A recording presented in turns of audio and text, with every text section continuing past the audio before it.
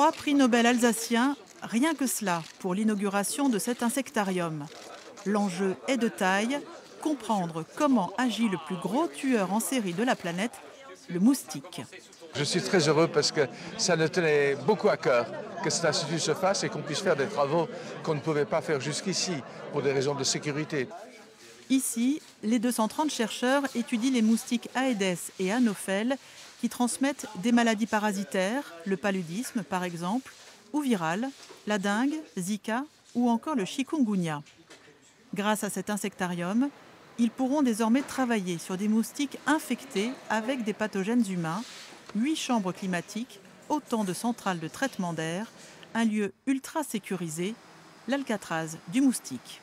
Le bâtiment est très contrôlé, donc l'accès est contrôlé, même en cas de problème avec les centrales de traitement d'air par exemple, il y a un report d'alarme qui permet d'être prévenu tout de suite en cas de problème et de régler le problème le plus rapidement possible.